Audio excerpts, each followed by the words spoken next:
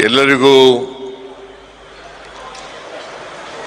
ಈದ್ ಮಿಲಾದ್ ಅಂತಾರಾಷ್ಟ್ರೀಯ ಹಬ್ಬದ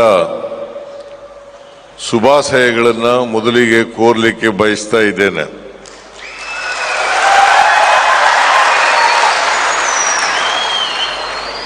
ಈ ಕಾರ್ಯಕ್ರಮದಲ್ಲಿ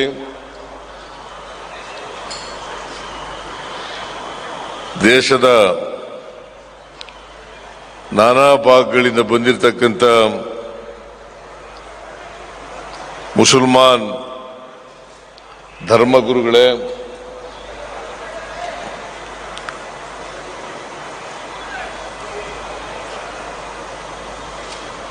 ಸಚಿವರಾದಂಥ ಜಮೀರ್ ಅಹಮದ್ ಖಾನ್ ಅವರೇ,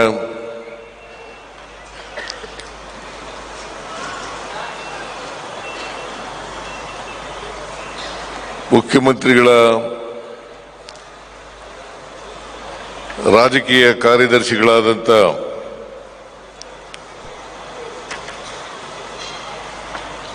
ಶ್ರೀ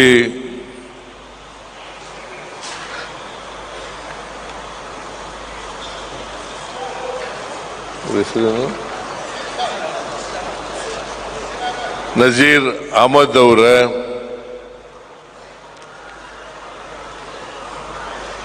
ಎಲ್ಲ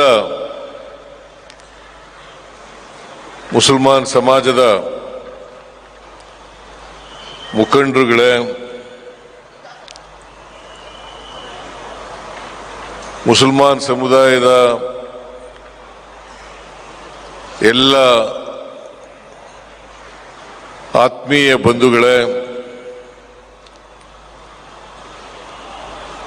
ಮಾಧ್ಯಮದ ಸ್ನೇಹಿತರೇ, ಇತರ ಎಲ್ಲ ಬಂಧುಗಳೇ, ರಾಜ್ಯದ ಎಲ್ಲ ನಾಗರಿಕರಿಗೆ, ವಿಶೇಷವಾಗಿ ಮುಸ್ಲಿಂ ಬಾಂಧವರಿಗೆ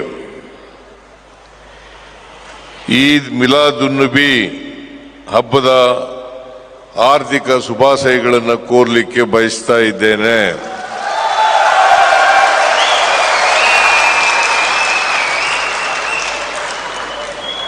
ಬಹಳ ಸಂತೋಷದ ವಿಚಾರ, ಜಮೀರ್ ಅಹಮದ್ ಖಾನ್ ಹೇಳಿದ್ರು, ಈ ವರ್ಷ ವಿಶೇಷವಾಗಿ ಈ ಹಬ್ಬವನ್ನು ಆಚರಣೆ ಮಾಡ್ತಾ ಇದ್ದೀವಿ, ನೀವು ಬರಲೇಬೇಕು ಅಂತೇಳಿ ಹೇಳಿದ್ರು.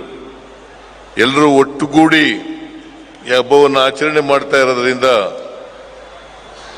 ನೀವು ಬರಲೇಬೇಕು ಅಂತೇಳಿ ಒತ್ತಾಯವನ್ನು ಮಾಡಿದ್ರು.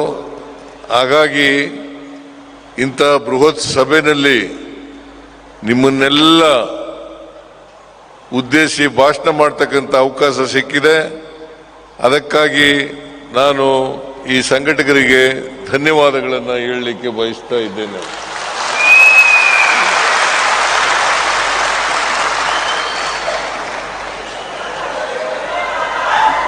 ಈ ಅಂತಾರಾಷ್ಟ್ರೀಯ ಮಿಲಾದ್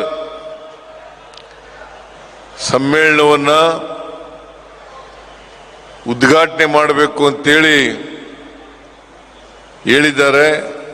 ಇದನ್ನ ಅತ್ಯಂತ ಸಂತೋಷದಿಂದ ಉದ್ಘಾಟನೆಯನ್ನ ಮಾಡಿದ್ದೇನೆ ಅಂತಕ್ಕಂಥ ಮಾತುಗಳನ್ನು ಹೇಳಲಿಕ್ಕೆ ಬಯಸ್ತಾ ಇದ್ದೇನೆ.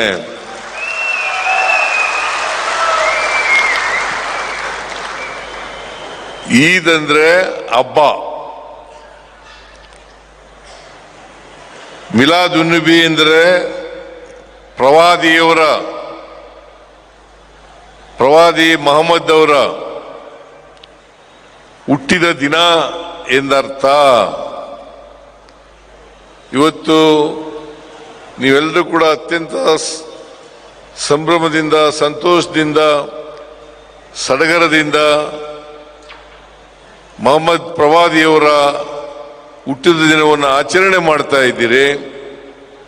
ನಾನು ಕೂಡ ಈ ಹುಟ್ಟಿದ ದಿನ ಕಾರ್ಯಕ್ರಮದಲ್ಲಿ ಭಾಗವಹಿಸಿ ಅವರಿಗೆ ಗೌರವವನ್ನು ಸಲ್ಲಿಸ್ತಕ್ಕಂಥ ಕೆಲಸವನ್ನು ಮಾಡ್ತಾ ಇದ್ದೇನೆ ಅಂತಕ್ಕಂಥ ಮಾತುಗಳನ್ನ ಹೇಳಲಿಕ್ಕೆ ಬಯಸ್ತಾ ಇದ್ದೇನೆ. ಒಂದು ಅಂದಾಜಿನ ಪ್ರಕಾರ ಅವರು ಹುಟ್ಟಿ 1500 ವರ್ಷಗಳು ಆಗಿದ್ದಾವೆ ಅಂತೇಳಿ ನಾವೆಲ್ಲರೂ ಕೂಡ ತಿಳ್ಕೊಂಡಿದ್ದೇವೆ. ಇಂಥ ಪವಿತ್ರವಾದ ದಿನದಂದು ಅವರ ಹುಟ್ಟಿದ ಹಬ್ಬವನ್ನು ನೀವೆಲ್ಲರೂ ಕೂಡ ಸೇರಿ ಆಚರಣೆ ಮಾಡ್ತಾ ಇರ್ತಕ್ಕಂಥದ್ದು ಬಹಳ ಸಂತೋಷದ ವಿಚಾರ, ಬಹಳ ಗೌರವದ ವಿಚಾರ. ನೀವೆಲ್ಲರೂ ಕೂಡ ಅವರನ್ನು ಸ್ಮರಿಸಿಕೊಳ್ಳಲೇಬೇಕಾದಂಥ ಮಾತುಗಳನ್ನು ಈ ಸಂದರ್ಭದಲ್ಲಿ ಹೇಳಲಿಕ್ಕೆ ಬಯಸ್ತಾ ಇದ್ದೇನೆ.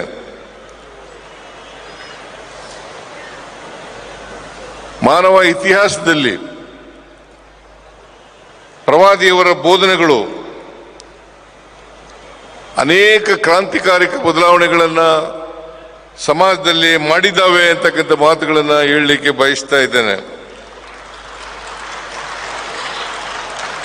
ಪ್ರವಾದಿಯವರು ಜನಿಸುವುದಕ್ಕಿಂತ ಮುಂಚಿತವಾಗಿ ಅರಬ್ಬಿನ ಮರಳುಗಾಡಿನಲ್ಲಿ ಅನೇಕ ಪಶುಪಾಲಕ ಬುಡಕಟ್ಟು ಜನಾಂಗದವರು ವಾಸ ಮಾಡ್ತಾ ಇದ್ರು. ಅವ್ರಿಗೆ ಒಬ್ರಿಗೊಬ್ಬರನ್ನ ಕಂಡ್ರೆ ಆಗ್ತಾ ಇರಲಿಲ್ಲ. ಬಹಳ ಮುಖ್ಯವಾಗಿ ಅವತ್ತು ಕುರಿ, ಮೇಕೆ, ಒಂಟೆಗಳನ್ನು ಸಾಕ್ತಕ್ಕಂಥ ಕೆಲಸವನ್ನು ಮಾಡ್ತಾ ಇದ್ರು. ಇನ್ನು ಕೆಲವು ಬುಡಕಟ್ಟಿನ ಜನರು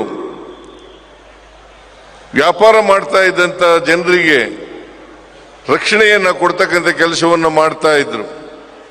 ಸಾಮಾನ್ಯವಾಗಿ ವಿವಾಹ, ಊಟ, ಪ್ರಾರ್ಥನೆ ಮುಂತಾದವುಗಳಲ್ಲಿ ಮನುಷ್ಯ ಸಮಾಜದೊಳಗಿನ ಅಸಮಾನತೆ, ತಾರತಮ್ಯಗಳನ್ನು ತೊಡೆದುಹಾಕಲು ಪ್ರವಾದಿಯವರು ಇನ್ನಿಲ್ಲದ ಪ್ರಯತ್ನಗಳನ್ನು ಮಾಡಿದ್ರು ಅಂತಕ್ಕಂಥದ್ದನ್ನು ಅರ್ಥ ಮಾಡ್ಕೋಬೇಕಾಗ್ತದೆ. ಪ್ರಾರ್ಥನೆ ಮಾಡುವಾಗ ಬಡವ ಶ್ರೀಮಂತರೆನ್ನದೆ ಭುಜಕ್ಕೆ ಭುಜ ತಾಗಿಸಿ ನಿಲ್ಲಬೇಕು. ಎದುರು ಬಂದವರನ್ನು ವ್ಯತ್ಯಾಸ ಮಾಡದೆ ಅಪ್ಪಿಕೊಳ್ಳಬೇಕು. ಇದು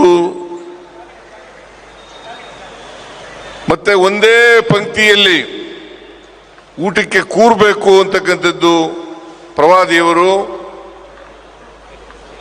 ಮಾಡಿದಂಥ ಪ್ರಯತ್ನ ಅಂತಕ್ಕಂಥ ಮಾತುಗಳನ್ನು ಹೇಳಿದ್ರೆ ಇದು ಸಾಮಾನ್ಯವಾದಂಥ ವಿಚಾರ ಅಲ್ಲ.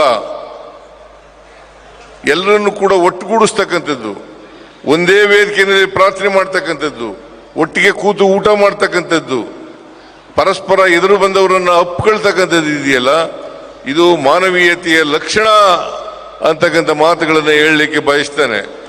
ಒಂದ್ ಕಡೆ ವಿನೋಬ ಭಾವೆಯವರು ಹೇಳ್ತಾರೆ, ಬರೆದಿದ್ದಾರೆ, ಏನಪ್ಪಾ ಅಂತಂದ್ರೆ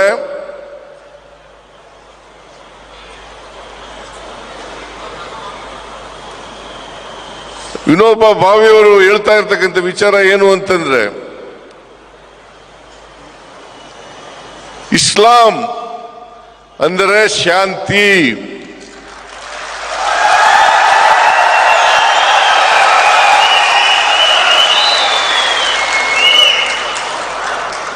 ಮೊಹಮ್ಮದ್ ಪ್ರವಾದಿ ಅಂದ್ರೆ ಶಾಂತಿ ದೂತ.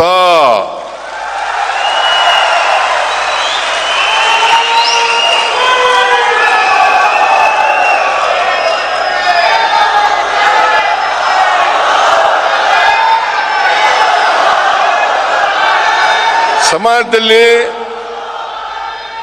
ಶಾಂತಿಯನ್ನು ಕಾಪಾಡಲಿಕ್ಕೆ, ಮನುಷ್ಯತ್ವವನ್ನು ಬೆಳೆಸಲಿಕ್ಕೆ, ಈ ಬಾಂಧವ್ಯವನ್ನು ಬೆಳೆಸಲಿಕ್ಕೆ, ಪರಸ್ಪರ ಪ್ರೀತಿ, ವಿಶ್ವಾಸ, ಗೌರವ ಇವುಗಳನ್ನು ನೆಲೆಸಲಿಕ್ಕೆ ಪ್ರಯತ್ನ ಮಾಡಿದಂಥವರು ಮೊಹಮ್ಮದ್ ಪ್ರವಾದಿಯವರು ಅಂತಕ್ಕಂಥದ್ದನ್ನು ಇವತ್ತು ಅರ್ಥ ಮಾಡ್ಕೋಬೇಕಾಗುತ್ತೆ.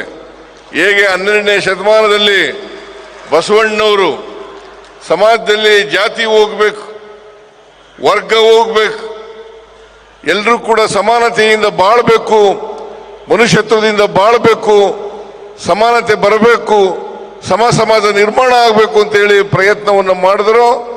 ಅದೇ ರೀತಿಯಲ್ಲಿ ಮೊಹಮ್ಮದ್ ಪ್ರವಾದಿಯವರು ಈ ಮನುಷ್ಯತ್ವ ಬೆಳಿಬೇಕು, ಪರಸ್ಪರ ದ್ವೇಷ ಅಸೂಯೆಗಳಿರಬಾರ್ದು, ಪ್ರೀತಿ ವಾತ್ಸಲ್ಯಗಳು ನೆರಬೇಕು, ಕರುಣೆ ನೆಲೆಸಬೇಕು ಅಂತಕ್ಕಂಥದ್ದನ್ನ ಪ್ರಯತ್ನವನ್ನ ಮಾಡಿದ್ರು ಅಂತಕ್ಕಂಥದ್ದನ್ನ ಹೇಳಲಿಕ್ಕೆ ಇವತ್ತು ನಾನು ಪ್ರಯತ್ನವನ್ನು ಮಾಡ್ತಾ ಇದ್ದೇನೆ. ಅದರಿಂದ ಮೊಹಮ್ಮದ್ ಪೈಗಂಬರ್ರವರು, ಪ್ರವಾದಿಯವರು ಈ ದೇಶದಲ್ಲಿ ಯಾವುದೇ ಧರ್ಮ ಇರಬಹುದು, ಆ ಧರ್ಮ ಸಹಿಷ್ಣುತೆಯನ್ನ ಬೆಳೆಸ್ಕೊಳ್ತಕ್ಕಂಥದ್ದು ಅತ್ಯಂತ ಅವಶ್ಯ. ನಮ್ಮ ಸಂವಿಧಾನದಲ್ಲೂ ಕೂಡ ಬಹಳ ಸ್ಪಷ್ಟವಾಗಿ ಹೇಳಿದ್ದಾರೆ. ಸಹಿಷ್ಣುತೆ, ಪರಮ ಧರ್ಮವನ್ನ ಪ್ರೀತಿಸ್ತಕ್ಕಂಥದ್ದು, ಬೇರೆ ಧರ್ಮವನ್ನ ಸಹಿಸ್ಕೊಳ್ತಕ್ಕಂಥದ್ದು. ಆ ಸಹಿಷ್ಣುತೆಯನ್ನ ಬೆಳೆಸ್ಕೊಂಡ್ರೆ ಬಹುಶಃ ಮನುಷ್ಯತ್ವ ತಾನಾಗೇ ಬೆಳೀತದೆ ಅಂತಕ್ಕಂಥ ಮಾತುಗಳನ್ನ ಹೇಳಲಿಕ್ಕೆ ಬಯಸ್ತಾ ಇದ್ದೇನೆ. ಇದನ್ನ ಮೊಹಮ್ಮದ್ ಪ್ರವಾದಿಯವರು ಜೀವನದುದ್ದಕ್ಕೂ ಮಾಡಿದ್ರು ಅಂತಕ್ಕಂಥದ್ದನ್ನ ಹೇಳ್ತಾ, ಇವತ್ತು ನೀವೆಲ್ಲರೂ ಕೂಡ ಸೇರಿ, ಇಷ್ಟೊಂದು ದೊಡ್ಡ ಪ್ರಮಾಣದಲ್ಲಿ ಸೇರಿ ಮೊಹಮ್ಮದ್ ಪ್ರವಾದಿಯವರ ಹುಟ್ಟಿದ ದಿನವನ್ನು ಆಚರಣೆ ಮಾಡ್ತಾ ಇದ್ದೀರಿ. ಅವರು ಯಾವ ದಾರಿಯನ್ನ ಹಾಕೊಟ್ಟಿದ್ದಾರೆ ಆ ದಾರಿಯಲ್ಲಿ ನಡೀತಕ್ಕಂಥ ಪ್ರಯತ್ನವನ್ನು ಮಾಡ್ತಕ್ಕಂಥದ್ದೇ ಅವರಿಗೆ ನಾವು ಸಲ್ಲಿಸ್ತಕ್ಕಂಥ ಮಹಾನ್ ಗೌರವ ಅಂತಕ್ಕಂಥ ಮಾತುಗಳನ್ನು ಹೇಳಲಿಕ್ಕೆ ಬಯಸ್ತಾ ಇದ್ದೇನೆ.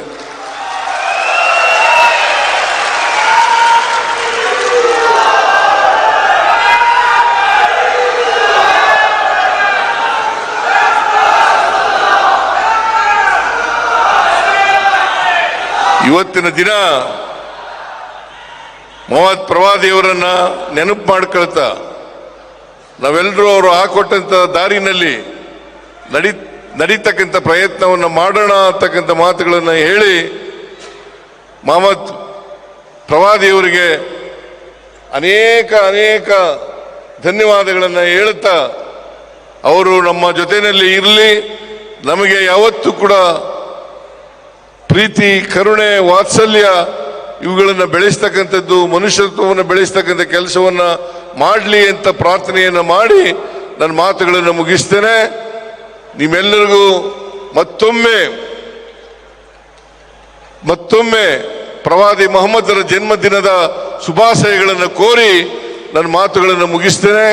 ಜೈ ಹಿಂದ್,